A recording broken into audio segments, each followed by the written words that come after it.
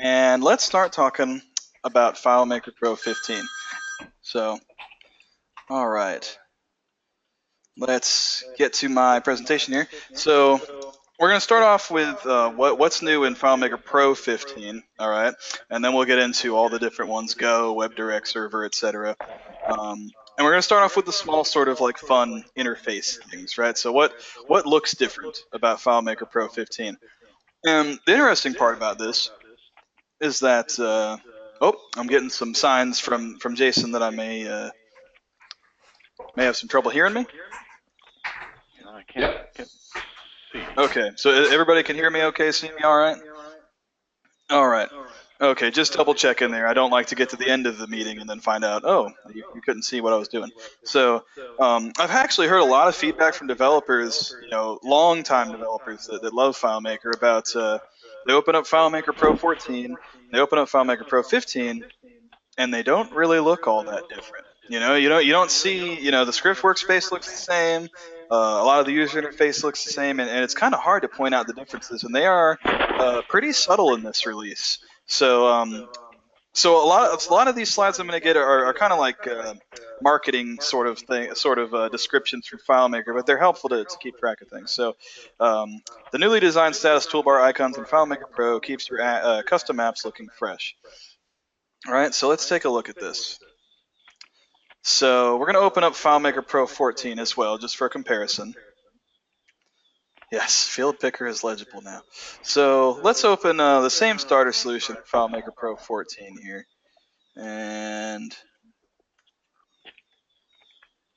okay, so this one is going to be FileMaker Pro 14. And this one's going to be 15. So 14, if you notice, this is FileMaker Pro 14. Like, look at the show all and the new record and the delete record.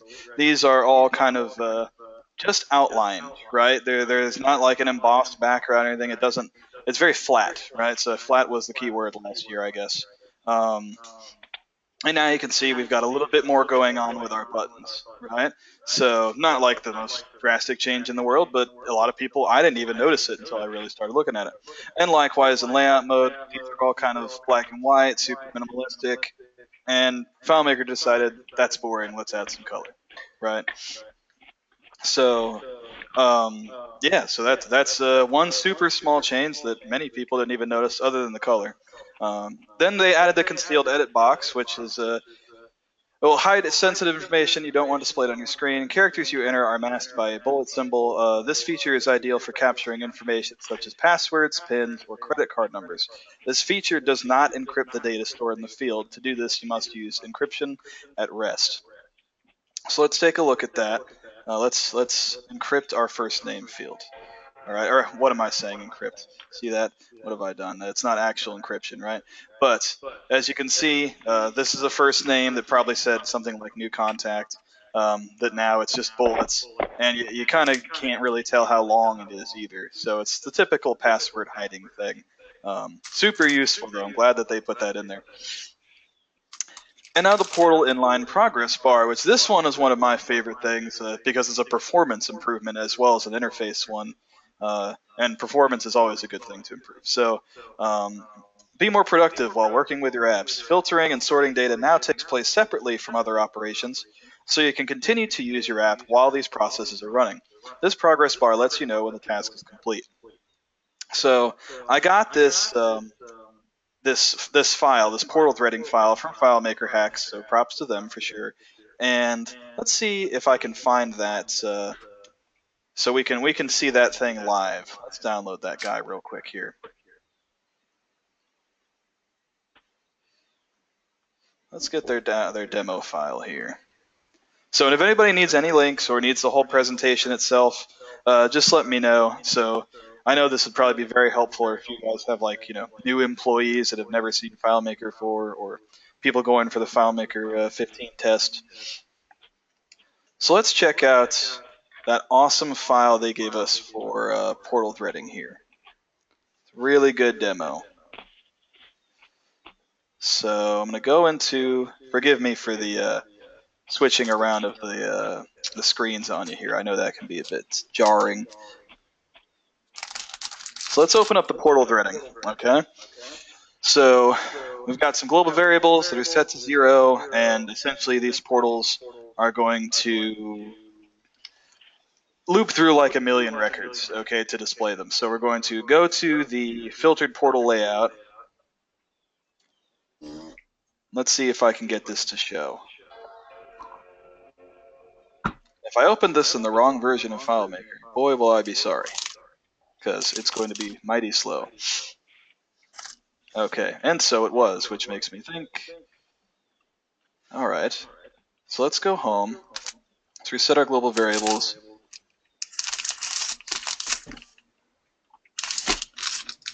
Alright. Let's see here. We're gonna try that again. I'm not sure what I did wrong.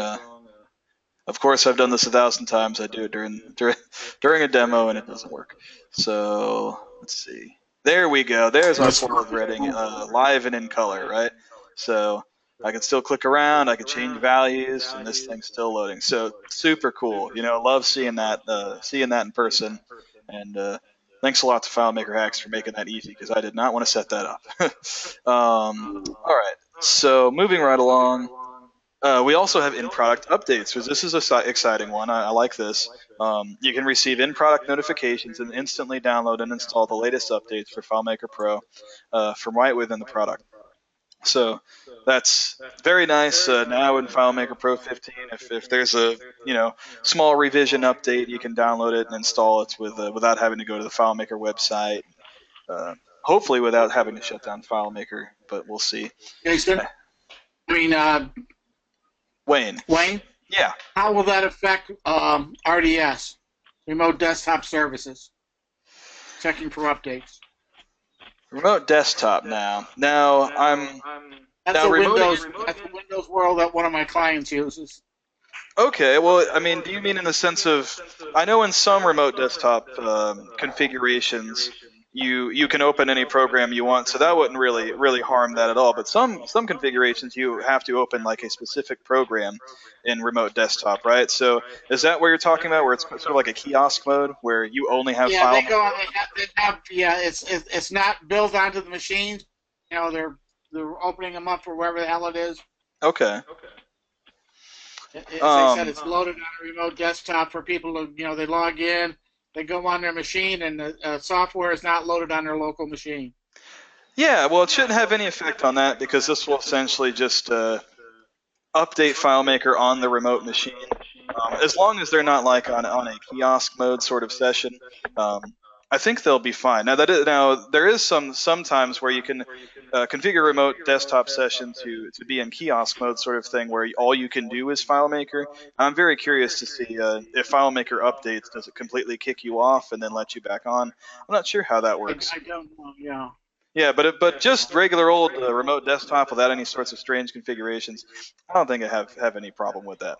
So it checks for automatic updating, and that might be an issue with, quote unquote, the novice type of person. Right. The John Q user who has, goes in there and says, oh, what the hell is this going and doing this? And as I said, there's a third party, another consulting firm that basically controls their environment for their computers. And they created the RDS. It was fun when we moved over to FileMaker for that, because I had to do a whole bunch of changing, especially when sending out emails. Oh wow, yeah. FileMaker and email is an interesting thing. Easy to send, not so easy to receive. Oh, it was a pain in the arse to send it using the remote RDS, because we had to do some special things. I see. Jason, did you have a comment? I was going to throw in there. I was going to throw in there that that is a configurable item, not so much email, but this in-product updating. You can actually shut that off for your clients, so that if you have a solution that's really sensitive to that sort of thing, that for instance, if they upgraded, you could have. I think any time like after 9 or 10 o'clock, between 10 and 2 would not be an issue if we could set it off for for a time period. I think you may be misunderstanding what's going on with this particular update. It actually just allows you to through the FileMaker Pro interface, download and install the updates, as opposed to having the kind of kludgy solution that they've had up to now, which was where if you had it switched on, it would notify you there's an update out there, and then you could tell it, okay, I'll follow your link or whatever, go off to the FileMaker website, find the correct download, then download it, then install it, right? So that was more, yada. Here you go. yeah. So this is more, kind of more in line with, I don't know, I was going to say modern, but even ancient software upgrades. So really, they're just kind of trying to bring that up into the 20th century. But so it's nice to have. But if in case that's a thing, if you're in a situation where your deployment could be put in jeopardy by users upgrading without your knowledge, you can shut that off. So that's just an important little thing on the side. All right, and I really appreciate the question and people jumping in and being interested. It's always a good thing. Can't be too careful, right? So alongside that super small but and configurable change, web-based help is also it's just moving the help out of FileMaker and onto the web, but it's still a pretty significant change and affects obviously the performance of help and where everything's stored. So get faster results when searching for the FileMaker Pro information you're looking for using the new web-based help. Plus, you can even download help and use it offline. So that's very cool too. So if you're concerned that this is going to be an online-only sort of thing, for whatever reason, I don't know why you'd really need it offline these days, but you can totally get it that way. So let's see if I can pull that up now. So FileMaker Pro Advanced Help. Let's bigify this. How do I do that here? So yeah, so this is what the new help looks like. As you can see, I went to FileMaker Pro Help and it opened up Chrome, and here we are. And basics, charting, everything's in here. It's searchable. So pretty nice. I think this is a step in the right direction. Everything should be on the web, really. So I've heard from some Windows users that this has actually been a pretty significant change in the interface for help. The last couple of FileMaker releases, the Mac version of help is at least vaguely similar to this. So I kind of use both myself in our business here at ExtensiTech. So as far as getting into help and then finding your way around, what I hope they're not starting here is a trend of making changes to help as often as they make changes to their website, because I can't find anything on FileMaker.com most days because they changed it since earlier today. So I think getting the help in general to be the same thing is a big step forward, because again, having a completely different interface between Mac and PC seemed kind of goofy there. But let's just hope they settle on something and stay there for a while. And it might be cool to get web-based help on your phone, if you're about to go and take the FileMaker 15 exam or something and you want to look something up real quick. You can do that now, and you didn't used to be able to do that. So at least I imagine they let you access this on your phone. And now there's something for host search here. So this is one of the tiniest changes, which is why it's coming towards the bottom here.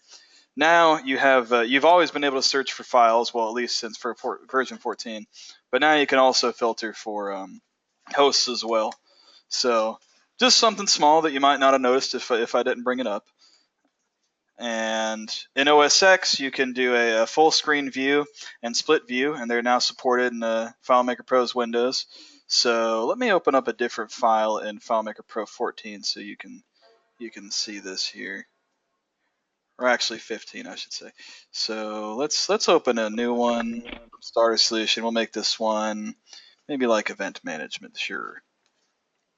All right. So for one, I hit the green expansion sign, and now FileMaker is in the beautiful Mac full screen mode. That I wish everything let me work like this. I really like the way that looks. Now, if I do the same thing to contacts, I get another one, right? Another beautiful full screen FileMaker window. But now in FileMaker Pro 15, I can do this where they are side by side and taking up half the screen and completely full screen. And I can obviously, make it less so or more so. So Yeah, if you're not a Mac user, you probably couldn't care less. I'm really into stuff like that. I like my applications full screen, and makes a difference to me. All right, and in OS X, this being our tiniest change that I'm going to bring up today, you can now open and close a pop-up menu with the space bar, which has been, yeah, yay, yeah, such a ridiculous inconsistency between Mac and PC. So you see, I've found myself a pop-up menu, right? So I'm going to tab into it and then press space, and voila, be amazed. Very, very silly that wasn't always the way. I don't know why that was so hard, but it's done now. And Do this you still one, have to hit yeah. Sorry, do you have to hit the spacebar to enable that pop-up?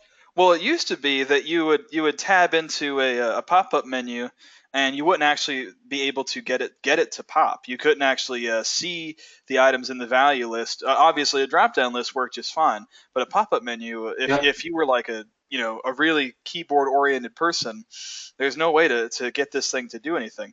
But now you can use the space bar, and you can tab into it, use the space bar, say I want to be professional, and keep tabbing right along, and doing your data entry. So I don't know why Okay, that so was. sorry, Yeah, just a quick question. So meaning when you tab into the field, you still have to hit spacebar first to get the pop-up to show. right. Which And are you able to type multiple letters, or does it is it limited to the first letter only? let's see here. So I'm gonna type in FR. Yeah, you can type the whole word here. So professional, right? Yep. So it'll get you to the right selection in here. So if I do edit, yeah. So it's just a little more keyboard friendly. That's all. It's always been on Windows, or at least as far as I've known. Um, and I guess now they realize that the keyboard users are on Mac too. So I don't know what that's about. But so in a script workspace now, which I don't know how I ever lived without this, I can now undo and redo, and also the specify calculation dialog box. But I'm not sure. It seems like there's still some places that are missing undo and redo in FileMaker 15, but I haven't listed them or anything. It just seems like I'm still bumping into them. But in general, most places you have undo and redo now, which is good. Um, let's see if there's anything good down here. Ever accidentally delete something in the script workspace and you wish you could get it back? Instantly recover your scripting work with multiple undo. Now you can undo and redo your work as many times as needed.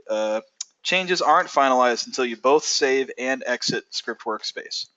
So that might be an important difference there. I doubt it'll be on the test, but it's just something interesting. And this is a really great one too. Highlighting script errors. Red highlighted text helps you easily identify problem areas in the script workspace, saving you valuable development time. This feature is useful when importing scripts from other FileMaker apps or for more complex apps with multiple scripts. So in XBase, we have really long, really complicated scripts, and sometimes we can, let's say, delete a layout, delete a custom function, and those sorts of things can completely wreak havoc if you're not keeping track of them. So it's really nice to be able to do a check for problems and see, hey, what's wrong with my script? So to demonstrate, I'll grab my about script here, and let's do an empty if, and maybe I go to layouts. Maybe not a go to layout. Let's do a perform script. All right, and if I right click or two finger click, do check for problems, boom. There you can see right there, it points them out. So super helpful if you're a heavy scripter, and we certainly are here at Extens Tech. So nice that they added that, and those colors are configurable, which is fun. That's been since FileMaker Pro 14, but okay, we have a new script step as well, which is truncate table. It deletes all records in the specified table regardless of the current found set. Truncate table may delete records more quickly than delete all records when you're deleting a large number of records. Now, this just blows my mind with FileMaker. I really don't understand this. So let's start a new script here. Let's just add a temp script. So we have the delete all records script step, which for whatever reason does not actually delete all records. So let's see what that does. So we're going to add a couple records here, and I'm going to omit my first one. All right, so I'm on 4 out of 5 records. So, and if I run this, it's going to say, we're going to save that, and we're on the record that I had omitted. So that doesn't delete all records, it deletes found records. So I don't know why they call it that. I can't figure it out for the life of me. But if I were to use truncate table, and I add a bunch of records, and then I omit the record that I'm on, so I'm on 4 out of 5 records found, and I run this, I'm on 0 records. So why didn't they call one of those script steps delete found records and call this one delete all records? I have no idea. But either way, now it's there. Now we finally really do have a way of deleting all the records in the table, which is terrifying, right? Be very careful with that one. And script workspace preferences. A new preference allows you to display newly created scripts in the scripts menu by default. So let's get Chrome out of the way here. That's bumping into me a lot. So now in the script workspace, we can go, I believe, where are you hiding? This one's kind of a tough one to find, honestly. It's somewhere strange.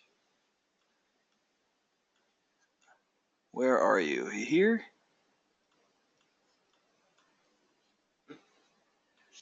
So bear with me as I fumble around a little bit because I've only ever seen it once. I know it exists. Here we go, in view, the script workspace preferences. Why? I'll never know. But so then there's this guy hiding in the menus now. So you have a setting for, do I automatically add new scripts to my scripts menu with this little check mark here that shows it in the scripts menu or not? And here's script coloring, right? Like I told, or syntax coloring rather. Like I told you, if there's a problem, you can change it to be highlighted yellow or something exciting. All right. So now the less fun stuff, change script steps. Script steps that previously included the perform without dialog checkbox now display the with dialog option inline, which you should have just seen with our truncate table step here. So with dialog on or off instead of perform without dialog. Convert file, you can choose to verify the SSL certificate of the server specified in an HTTP request for XML data. Import records, you can choose to verify the SSL certificate of the server specified in an HTTP request for XML data. Insert from URL, you can choose to verify the SSL certificate of the server specified in the URL. And send mail, it verifies the SSL certificate of an SMTP server that is using an encrypted connection. So I don't know what happened with FileMaker and certificates. They randomly just shoved a whole bunch of certificate functionality in here. And there's even more. So FileMaker Pro can verify SSL certificates before performing actions that open a file hosted on FileMaker server, import XML data via an HTTP request, or send email via an SMTP server using an encrypted connection. FileMaker Pro notifies you when a host SSL certificate cannot be verified. Choose to connect anyway, add the host to your permitted host list, or cancel. So kind of the same thing, just reiterated there. And I've never really played with certificates. I know obviously it's a way of authenticating and proving you are who you say you are, I guess. But not really sure how this works, but FileMaker is stepping up their security game. So we have a new extended privilege as well. FM script disabled. This will prevent other applications from using AppleScript or ActiveX to perform FileMaker scripts. Okay, so just in case you really wanted to see that in FileMaker, I will show you. Let's see. So here it is. I wasn't lying. It really is in there. So pretty cool. In light of last month's, I believe it was last month's demo from Jason Bork. AppleScript is very powerful with FileMaker, and you can do just about anything. So it's good that we have the control to disable that if necessary.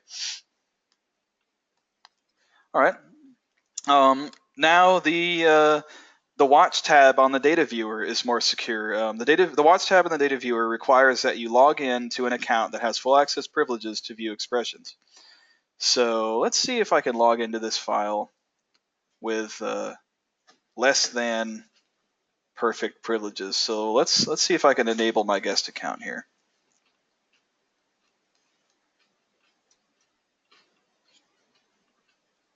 All right. So let's do file options. All right, so let's close this, you two, and let's open this. We're going to use the guest account.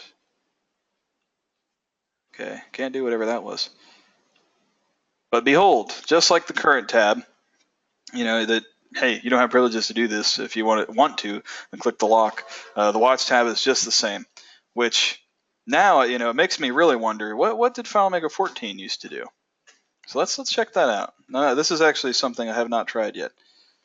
So let's browse. Let's open up my my lovely contacts. And okay, thanks so much. Aha, I can still see my watch tab. So pretty spooky, I guess. If you were a really security-oriented person, this might freak you right out. Some people that have vertical solutions and stuff just really don't like it when FileMaker doesn't patch up holes like this, which is understandable. So now that's fixed. So that's pretty cool. Oh yes, it certainly is, isn't it?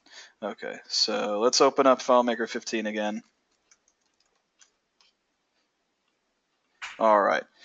Okay, so that's kind of cool. Nice addition there. You can connect to even more external SQL data sources, including PostgreSQL and IBM DB2 using the ESS adapter, which a while ago we played with PostgreSQL quite a bit, and it's glad to see that's playing nicely with FileMaker now.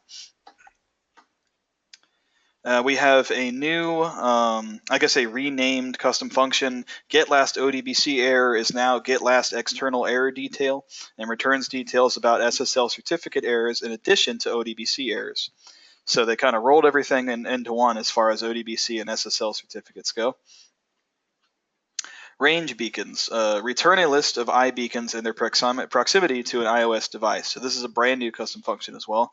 We'll get into beacons in a second. So my cat says hi. So what's new in FileMaker Go 15? And I don't have any devices to show on screen here, but I'll give you an idea of the stuff they added. So content customization, leverage the unique capabilities of other apps on your iOS device to share and modify your FileMaker content.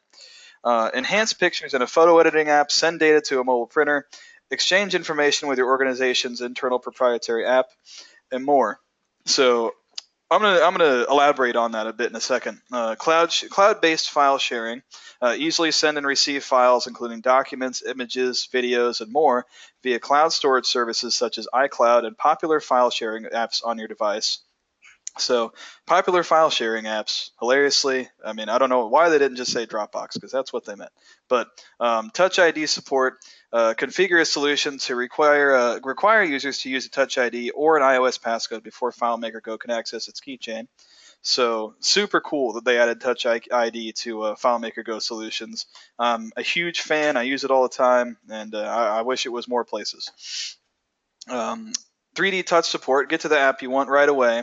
From the FileMaker Go icon on the home screen, directly launch recent files and access the Launch Center on 3D touch enabled devices. So I don't have 3D touch. I don't have that fancy of an iPhone yet, but I imagine it's pretty cool to be able to launch things with one button press, it sounds like. And then we have iBeacon support, which is pretty strange thing. This is brand new to me. Just learned what in the world is an iBeacon, probably about 6 months ago or so. So get location-based data from your custom app. When FileMaker Go is near an iBeacon you previously set up, relevant information can be displayed based on data transmitted from your iBeacon. Automatically pull up information for a self-guided tour, product descriptions at the point of sale, the location of inventory in a warehouse, and more. So this is kind of exciting. This is basically environmental awareness sort of thing. If you're looking for inventory in a warehouse, then I guess you can use an iBeacon to get there. It's still new technology to me. I've never seen one in real life yet, but I imagine that is just super cool. And I got someone messaging me here, so let's see if somebody else has seen that. $20 online to buy yourself an iBeacon. Man, I'm gonna have to get me one of them. That's super cool. I'd love to play with that stuff. I'm a geek like that. Chris and I from Extension Tech here were at a meeting that Apple held over in Orlando a few weeks ago, and we were in there with a bunch of the Apple or the ACN network guys, the Apple Certified Network technicians.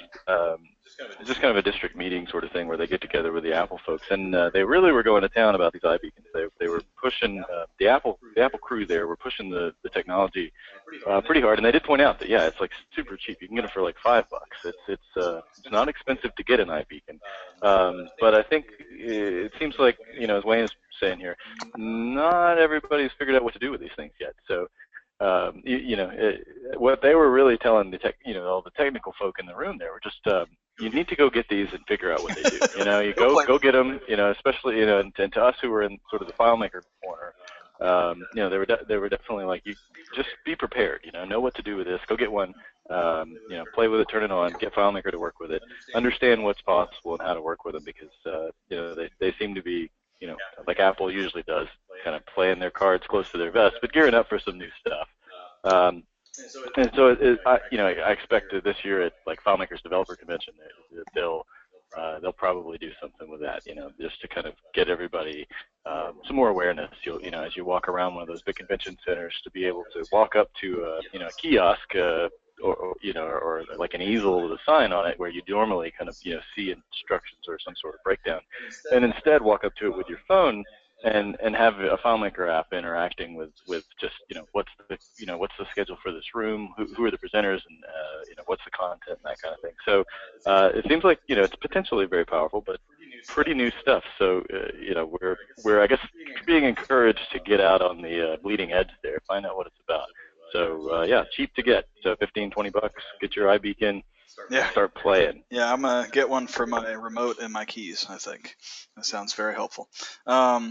So what's new in FileMaker Server 15? So we have not installed this on our server yet, mostly because there's a lot of changes going on, and we want to make sure we're caught up, and we don't jar our poor clients that we host. So we're going kind of slow with this one, so I don't have anything to show you for FileMaker Server 15, but I know a couple of things that are changing. So top call statistics logging quickly diagnose any slowdowns within the FileMaker platform. FileMaker Server shows the top 25 calls from connected clients that are taking the longest time to process. Identify which clients are affected and the duration of the call. So this is pretty great, I think. And I imagine, I don't know how hard this was to implement for them, but good on them, because we got, when you have a performance problem and you have a bottleneck and you don't know what's causing it, it can be tough, because one user has an issue, and then everybody starts having an issue. If one user gets clogged up in FileMaker Server and starts weighing it down, then everybody else does too, and it's hard to tell, how did this happen? Who started this? What script started this? So I haven't seen this in action yet, but I really hope they give us some indication of what's to blame. What script is at fault? More than even what client. It'd be nice to see, what were they doing and when, and I hope that they do more like this, more helpful statistics. So what's new in FileMaker WebDirect 15? Pause for applause here. We got someone messaging. Yeah, very excited, Karen, to see that. We got a lot of clients with big beefy servers that should be able to handle anything, and they still manage to bring it to their knees. So I'll have to figure out what it is that they're doing one day. WebDirect mobile phone support. So this is a fairly big deal, I guess. In addition to the desktop and tablet, you can now use your mobile phone to access FileMaker apps in a web browser. The responsive user interface in FileMaker WebDirect optimizes buttons, fonts, and menus for a streamlined experience on your phone. Supported mobile browsers are Mobile Safari 9 point anything on iOS 9 point whatever, Chrome 48 minimum on Android 5 and 6. So we've played around with this. We've tried to get WebDirect to work on Safari and Chrome and those sorts of things. And even in the last version, it almost entirely listened. It really got close to being done last round in FileMaker WebDirect 14.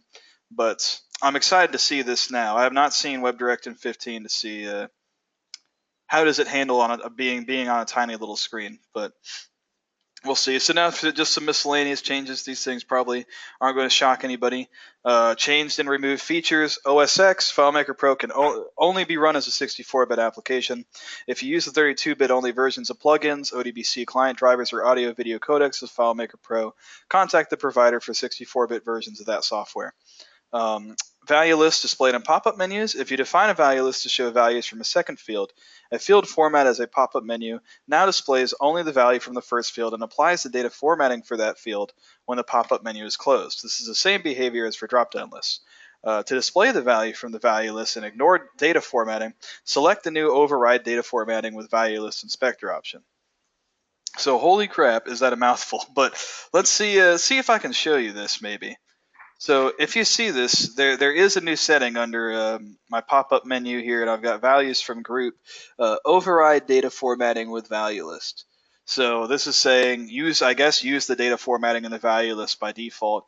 If you have this unchecked, then it will format the data in the field when the pop-up menu is closed. So I guess that's cool. Haven't seen that one too much. I don't really haven't played around with it. I imagine it does exactly what you'd expect.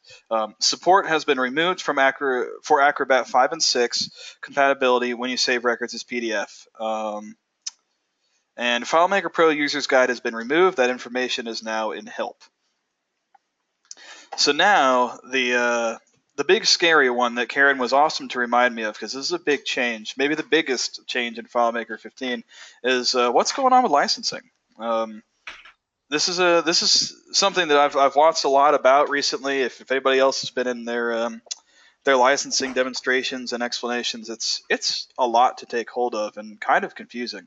And in fact, let me see if I can find the reseller application before we get too deep in here. Where Sales Assist, that's the guy. All right. So you carefully stored it in the trash. Yes, a lot of things end up either on my desktop or in my trash. Hopefully FileMaker will forgive me. But so now FileMaker has this thing called FileMaker Licensing for Teams. So before we get into it, let's explain what this is. FileMaker Licensing for Teams is a simple way for teams of 5 or more people to license FileMaker software for their users. Purchase of FileMaker Licensing for Teams includes FileMaker Server and user connections. Each user requires a user connection. User connections allow clients, including FileMaker Pro for user connections, FileMaker Go, and FileMaker WebDirect to connect to FileMaker Server. Each user may connect to FileMaker Server with only one client at a time. So that's a mouthful, and it does explain a lot that's going on with FileMaker licensing for teams, which I'm going to call FLT from now on. But that the first time I heard that completely went over my head. I have no idea what they're talking about, and I needed to be broken down a bit. So FLT licenses are bound to users instead of devices. These licenses are called user connections. So this is the biggest change. We are no longer licensing things per device. It's now per user. So if I work for SenseTech and that's the organization, I can use my MacBook Pro, my iPad that I don't have, or my iPhone, and any of that stuff is okay to connect with, and it all counts as me. Right, so that would mean me using one user connection, and I can't do something crazy like use all 3 at the same time, right? So pick one. And then let me stop because I got a comment here. Make sure that everybody's caught up. Okay, so Karen has a very good question that I'm about to address about the limitations of this licensing. So let me see if I answer your question by going forth here. User connections can be bought in groups of 5. If you have 6 users, for example, you would need to buy the group of 10 user connections. So this is not crazy dissimilar from licensing we've seen in the past. Concurrent connections confused everybody forever, you know. So this should actually be less confusing, but it's a little hard to get there. There's a new type of FileMaker Pro. So this is a big deal called FileMaker Pro for user connections. This is intended to be used only with FLT and to be always connected to a FileMaker server. Because FileMaker Pro for user connections is always connected to FileMaker server, there's no license key required. The authentication takes place in the connection to the server itself. So This is very unlike FileMaker Pro, where you put in a license key, you can be offline or online if you'd like. This really is intended for you're using this with FileMaker Server, not even just any normal old FileMaker server, but you're using this with FLT licensing. All right, you don't have to enter a license key when you install it. You have to be connected at all times. Users of FileMaker Pro for user connections, FileMaker Go or WebDirect count as user connections. Users cannot connect using more than one client at a time. So just reiterating that again.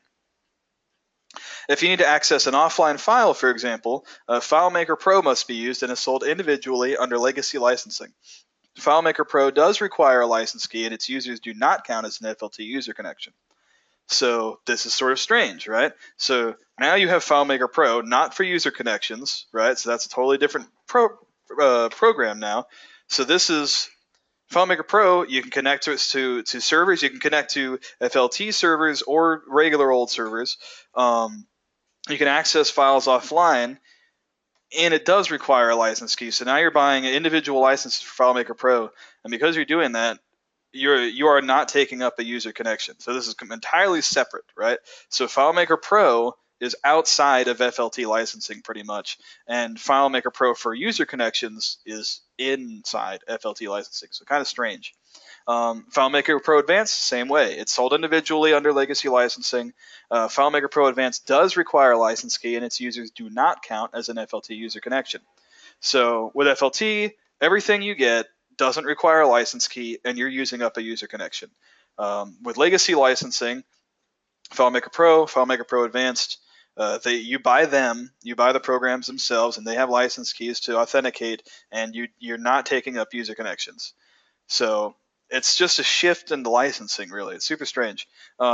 Concurrent connections are being deprecated. If you have anonymous users connecting to a WebDirect solution, then you'll still need concurrent connections. You can still buy them, but the price is increasing to be several times the price of FLT. And Jason's holding up 3 fingers at me because that is it. They're tripling the price to really tell you don't use concurrent connections anymore, essentially. Now, I don't know what they'll do for those of us that have like an external facing WebDirect solution, because that is still out there. It's not common, and even we don't do it very often, but it is a lot better sometimes than doing a whole bunch of PHP development. So they'll still need to help us out with anonymous users somehow. And FileMaker Server is included in your purchase of FLT licensing. So you buy FLT user connections, you get FileMaker Server.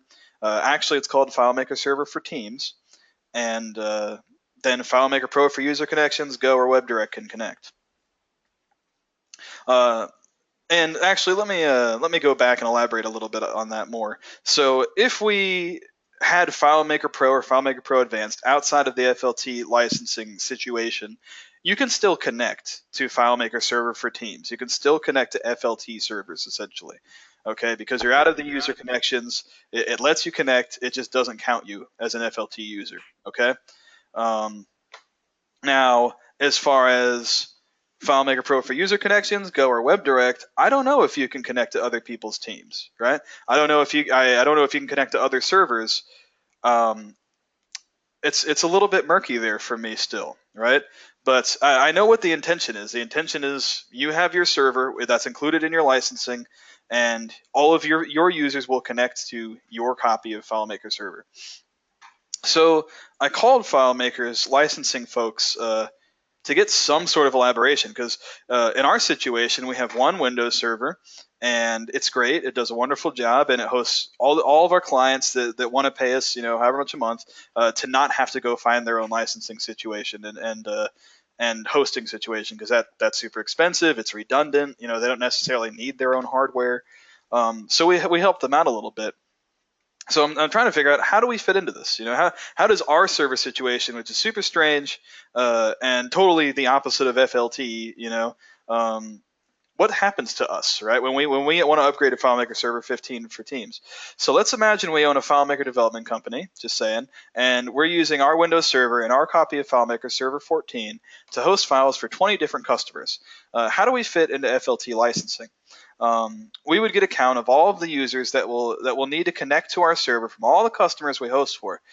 We need to manage charging our customers per user for the licensing upgrade. And we would then purchase that amount of user connections from FileMaker. Along with this purchase, we would get FileMaker Server 15 for Teams. We'd then upgrade FileMaker Server 14 to FileMaker Server 15 for Teams. We would also have to make sure all of our clients were upgraded to FileMaker Pro for user connections. So essentially, Extensitech becomes the team, right? So instead of all of our clients individually being teams, we are the team, and all of our clients are our user connections. So we'd have to buy a ton of user connections for everybody that's on our server, and get them all using FileMaker Pro for user connections. But then, this is something I got from FileMaker from calling them and trying to get some elaboration. So this process, I didn't make this up. This is a question and an answer I got from them, right? This is okay. All right, so we have FileMaker Server 15 for Teams installed, and we have everybody connected as user connections, so we can continue to host everybody. All right, so this is, from their mouth, not from mine, and I'm double, triple checking everything just to make sure that we're okay. We don't want to do wrong by FileMaker, but as of 2 weeks ago when I called and checked on this is what they said to do, right? Because I don't want everybody to have to go and get a server. If we have 20 people that have relied on us to not have to go and get a Windows or Mac server for hosting for all this time, and they're super happy with us, I don't want them to be miserable and have to go rent their own hardware or buy their own hardware. It's one thing for them to have their own copies of FileMaker Server. I don't mind that. I can understand that maybe all those organizations need a copy of FileMaker Server, but hardware is a whole different ballgame. That's really expensive. All right, and these are my sources: FileMaker Help products, FileMaker Hacks, and the licensing for Teams facts. Which I'll open this up just to give you guys something to look at while we're talking here, because it's an interesting one. And now I'm going to. Is that the only option they're giving available? Are they still giving the old one, or is that? Yeah, they totally are. They still have legacy licensing, like I was saying. It's kind of a mix and match. You can either do it the old way, outside of licensing for Teams, where you have FileMaker Server not for Teams, right? FileMaker Pro not for user connections, and FileMaker Pro Advanced, and you can play like that. I guess. I'm guessing until they force this down our throats even more, as far as FLT goes, but.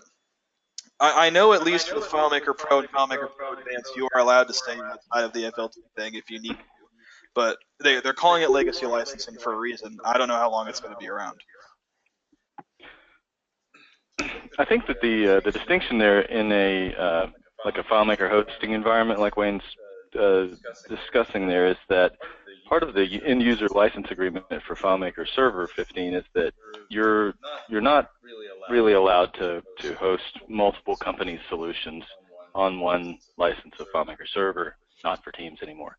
So they're kind of driving us in that direction, so that we can't keep the current posture we have with and be stay what's that word for that? We can't adhere to the licensing agreement and keep our current situation where all of our users have standard FileMaker licensing, and we have a single license of FileMaker Server. So our options there are to kind of fold all of the various companies that we host for into our own sort of FileMaker for Teams setup, or we send them off to find their own hosting elsewhere. So they have at least given us that, because I think up to this discussion that Wayne's talking about, we didn't even have that option where we could get them all into our own sort of FileMaker for Team licensing setup. So we were really kind of at a complete loss, wondering, this is just sort of the end of that service that we provide. And it's not really a core business for Extensitech. We are really primarily just custom solution developers. But over the years, we've accumulated goodness, so we have 40 or 50 files on our server now for a couple of dozen different companies. So it's kind of a major upheaval, and I can imagine that the actual the real hosting companies out there that host for hundreds of companies are probably they were really freaking out about this. So how that's going to affect them. I'm sorry, say again. I'm just reiterating, just thinking out loud is all. There's other companies that go out there and do hosting services, I'm wondering how it's going to affect them too. Well, certainly the ones that we've been in contact with obviously have been sweating this a lot. So there's been a lot of discussion within the FileMaker, the FBA, and even the platinum members of FBA with FileMaker to try to determine, what what the heck are you doing to us here? And of course, FileMaker they're a sales organization. They're they're here to make money, so we get it. But we're just trying to find, well, kind of like we always are, as the sort of weird middleman developers that we are, trying to find, how do we fit into this? How do we make life easier on our clients? Where FileMaker is involved, and I suspect that the dust will settle on this. It seems like it's a bit of an upheaval, but they're kind of working with us, and we're just kind of, unfortunately, just still a little bit out in the cold here. But like I said, this new development of being able to basically license our clients' companies into our own FileMaker team, licensing team, is at least something. It seems like we ought to be able to get there. We ought to be able to spread the cost around to them, and I suspect that it's going to be a bit of a price hike, because at the moment we can afford to do annual agreement for a FileMaker server and not charge our clients very much for hosting. But now if we have to factor in the fact that we're dealing with the FileMaker for licensing for teams pricing model, where servers are sort of included, and we're really actually paying for all those licenses, it's likely to show up as a price increase. We won't be able to cover the cost of them for the same amount. So that's kind of out there. Anybody else out there getting into this already? Anybody made any purchases or sales of FLT licensing for FileMaker? That was a great question, and I'm excited to see if anybody's dived into it. No, but I missed something. Could you just put an entry in the text there? What is there a difference from the 100 file database limit on the server? I don't believe that's changed. I've not heard anything about that or seen anything about that, but let's see if we can find something here. Let's see. So FileMaker server 15 limit. Compare versions. Yeah, text specs I have it. Let's see. We have to do 1 to 100. Okay. Well, okay, so that's tested user connections. FileMaker Pro connections.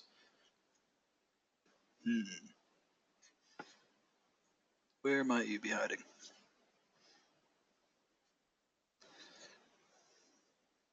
It's not there in the capacities for where file number of files hosted.